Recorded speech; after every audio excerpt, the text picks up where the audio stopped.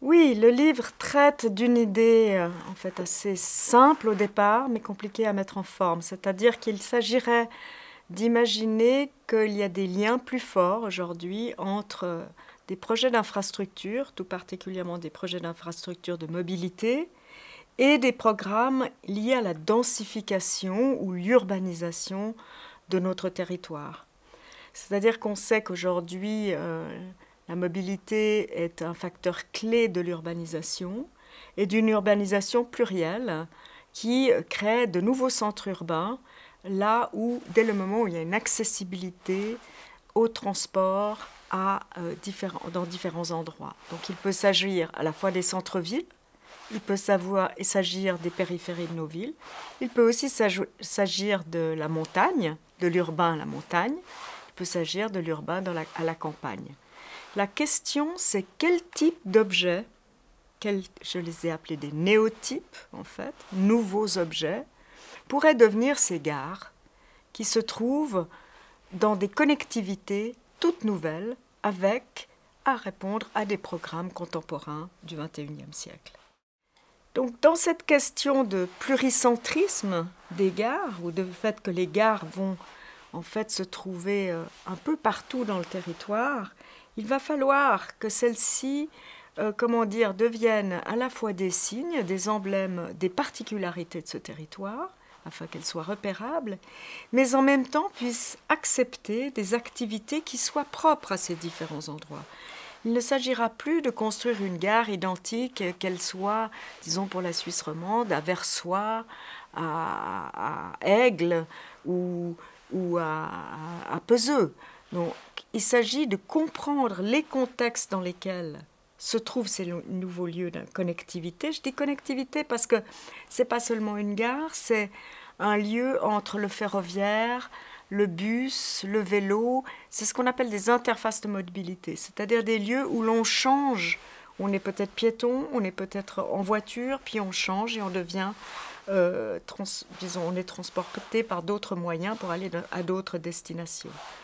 Donc cette mixité d'activités qui est tant souhaitée dans un développement durable, tout comme cette compacité que l'on recherche pour l'urbanisation, qui ferait qu'on n'éparpille pas cette urbanisation dans tout le territoire suisse, on pourrait la trouver autour de ces gares, avec des singularités et c'est ça le projet qui est un peu différent aujourd'hui, c'est ce que j'appelle la contextualisation.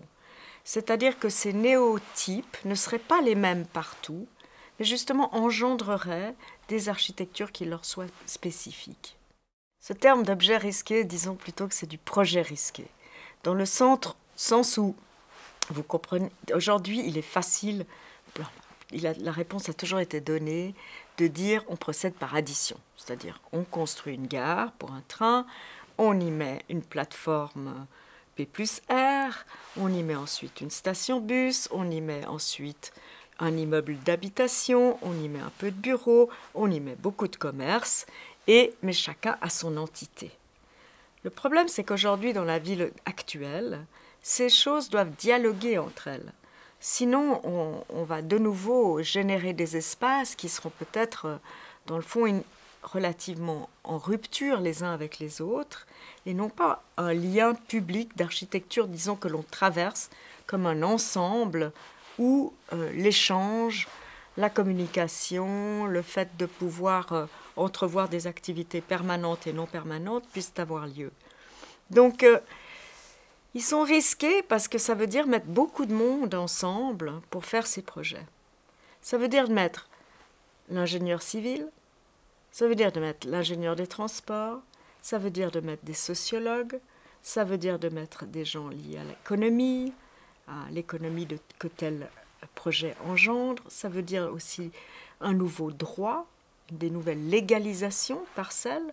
On ne peut plus réagir à l'addition de parcelles, il va y avoir des copropriétés, il va y avoir tout un monde, disons, de multi-interactions entre chaque acteur de la situation, c'est en cela qu'ils sont risqués. Parce qu'il suffit qu'un de ces acteurs ait moins envie de ce projet pour le remettre en question. Donc peut-être que la part de l'architecte là-dedans, c'est de concevoir ou d'illustrer ce que pourrait devenir un tel interface risquée, entre guillemets, pour donner aussi envie à ces différents interlocuteurs de discuter ensemble et de voir les potentialités qu'il y aurait pour les uns comme pour les autres, d'y retirer un bénéfice, qu'il soit économique, bien sûr, ils le voudront, disons, c'est souhaité, mais surtout social, aussi au sens politique, disons, classique du terme, et puis au niveau, par exemple, de l'éducation, de la formation, de tout ce qu'on peut imaginer comme activité qui renforce notre cohésion sociale, notre être ensemble en Suisse. Et ça me semble assez important. Et c'est en cela que peut-être l'architecte peut jouer un rôle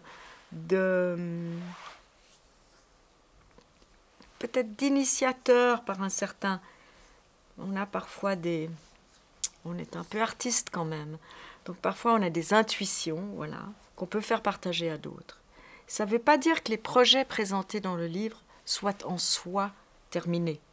Ce sont des inputs. Il faut les comprendre comme des projets qui sont censés entraîner une suite d'autres projets. C'est des inducteurs, voilà, en termes plus scientifiques.